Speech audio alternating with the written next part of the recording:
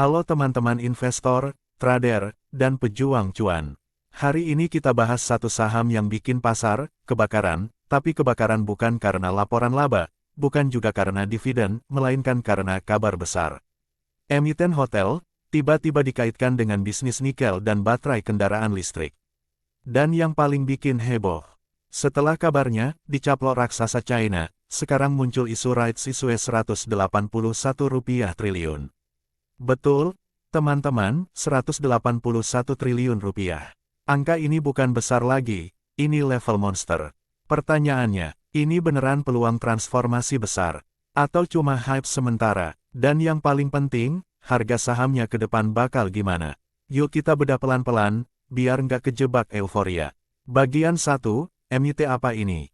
Kenapa mendadak viral? Saham yang kita bahas adalah PT Puri Sentul Permai Terbuka KDTN. Selama ini, KDTN dikenal sebagai emiten yang bergerak di bisnis akomodasi perhotelan terkait Sentul 8 ke Daton 8.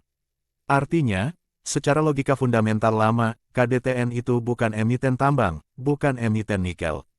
Tapi, pasar saham seringkali tidak hanya bergerak karena, hari ini bisnisnya apa. Melainkan karena, besok dia akan jadi apa. Dan disinilah ceritanya mulai meledak. Bagian 2, dicaplok raksasa China, siapa yang masuk ke KDTN? Menurut keterbukaan informasi yang dirujuk dalam pemberitaan, ada perusahaan bernama Ruby Mining Ltd, anak usaha dari Huayou Holdings Group, yang akan mengambil alih sekitar 86% saham KDTN. Prosesnya ditargetkan selesai pada kuartal 3 2026, setelah due diligence dan pemenuhan regulasi pasar modal. Nah, Huayou ini bukan perusahaan kecil. Dalam berita dijelaskan Huayou adalah pemain besar di rantai pasok nikel kobalt, material baterai lithium-ion, hingga daur ulang komponen baterai EV. Sehingga ketika nama Huayou masuk, pasar langsung berpikir, ini jangan-jangan KDTN mau dijadikan kendaraan listing untuk ekspansi nikel dan baterai di Indonesia. Dan spekulasi itulah yang bikin sahamnya terbang. Bagian 3, saham KDTN terbang ratusan persen, kenapa bisa segila itu? Dalam berita, disebutkan harga saham KDTN sudah melonjak sekitar 867% dalam 6 bulan terakhir. Sementara kata data juga menyoroti lonjakan ratusan persen pasca kabar masuknya grup Huayou. Ini fenomena yang sering terjadi di market. Awalnya rumor, lalu akumulasi, kemudian berita resmi. Setelah itu, sering muncul fase yang disebut trader sebagai buy on rumor, sell on news. Dan ini penting banget kita garis bawahi, kalau Anda masuk di area harga atas saat euforia, risikonya jauh lebih tinggi. Bagian 4, bombshell, wacana rights issue Rp181 triliun. Nah sekarang bagian yang paling viral. Pasar mencermati wacana, rights issue super jumbo Rp181 triliun. Dalam narasi berita, rights issue ini disebut berpotensi dipakai untuk kendaraan pendanaan injeksi aset, pengembangan proyek nikel, ekspansi bisnis terintegrasi Huayou di Indonesia. Tapi, ada kalimat yang sangat penting. Manajemen KDTN belum menyampaikan rincian resmi terkait struktur, jadwal, maupun mekanisme rights issue tersebut. Jadi per hari ini, investor harus paham, Rp181 triliun itu masih wacana pasar katalis, belum prospektus resmi. Bagian 5, kenapa angka Rp181 triliun ini bikin pasar shock? Mari kita jelaskan dengan bahasa paling gampang. Rp181 triliun itu jauh lebih besar dari skala bisnis KDTN historis. Jauh melampaui kemampuan normal emiten hotel. Dan ini membuat sebagian orang curiga. Jangan-jangan ini bukan rights issue biasa, tapi mekanisme injeksi aset besar dari pihak pengendali baru. Bahkan dalam pemberitaan lain, rights issue Rp181 triliun dikaitkan dengan estimasi skala aset ekspansi Huayou di Indonesia.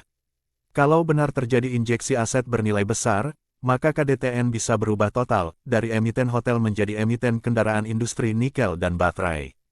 Tapi ingat, rights issue sebesar itu berpotensi dilusi besar untuk pemegang saham lama apabila mereka tidak ikut menebus HMETD. Bagian 6, apa skenario pergerakan harga KDTN ke depan? Oke, sekarang kita masuk bagian paling penting buat investor, outlook. Saya akan buat 3 skenario, supaya objektif. Skenario 1. Bullish transformasi benar-benar terjadi. Ini skenario kalau akuisisi 86% berjalan mulus hingga Q3 2026. Ada aksi korporasi lanjutan yang jelas rights issue, asset injection. Pasar melihat KDTN sebagai calon emiten, EV ekosistem.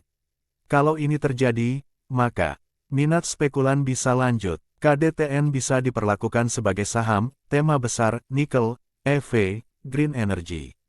Risikonya, volatilitas tetap ekstrim. Skenario 2, sideways volatile, berita besar, tapi eksekusi belum jelas.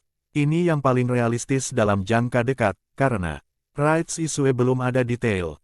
Pasar sudah naik ratusan %. Biasanya saham seperti ini bergerak liar, gampang ARA-ARB, sangat sensitif pada rumor kecil.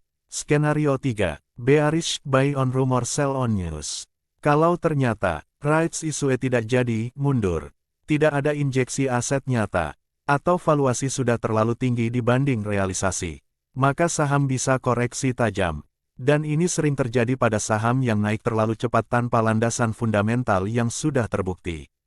Bagian 7, poin penting untuk investor biar nggak jadi exit liquidity. Sekarang saya kasih checklist yang harus Anda pantau sebelum ambil keputusan. Update keterbukaan informasi BEI. Apakah sudah ada penjelasan resmi soal struktur rights issue?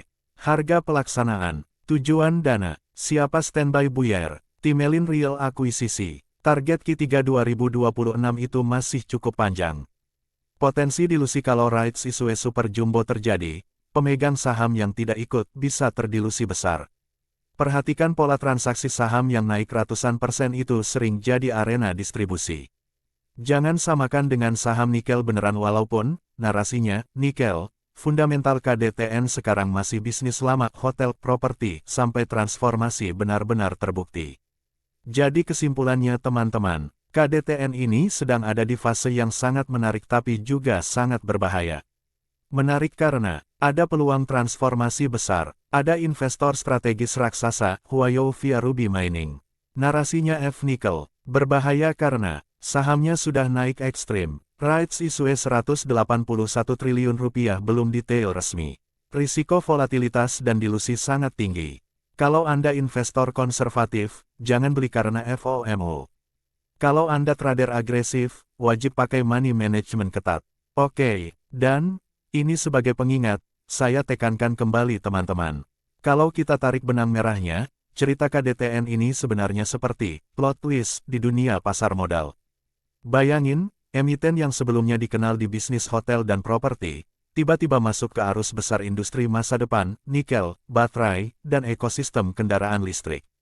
Dan begitu nama besar seperti Huayou muncul di belakang layar, pasar langsung bereaksi, bukan lagi melihat KDTN sebagai saham lama, tapi sebagai kendaraan baru untuk narasi besar.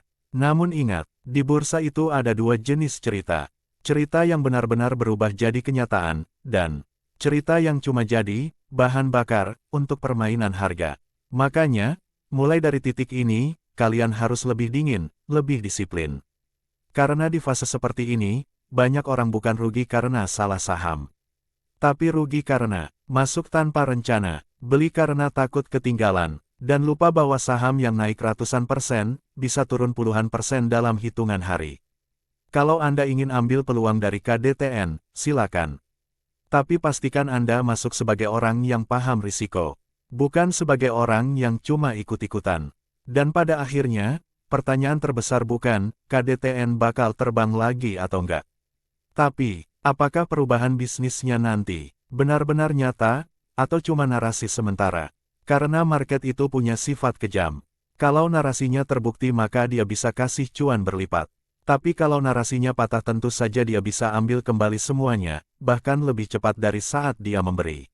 Nah sekarang saya mau tanya ke kalian, menurut kalian, KDTN ini bakal jadi kendaraan raksasa EV China di Indonesia? Atau cuma hype yang pada akhirnya akan normal lagi? Tulis pendapat kalian di kolom komentar ya. Dan kalau kalian suka konten bedah saham seperti ini, yang bukan cuma ngikutin rumor, tapi kita urai logikanya dengan data. Jangan lupa, klik like, subscribe, dan nyalakan loncengnya, supaya kalian nggak ketinggalan update market berikutnya. Dan seperti biasa teman-teman, konten ini bukan ajakan beli atau jual. Saya hanya membagikan analisis berdasarkan informasi publik dan logika pasar. Keputusan investasi tetap di tangan masing-masing. Dan pastikan selalu sesuaikan dengan profil risiko kalian. Tetap waras di market, jangan FOMO. Karena yang bertahan lama di bursa bukan yang paling cepat, tapi yang paling disiplin. Sampai jumpa di video berikutnya, semoga sehat selalu dan salam sukses.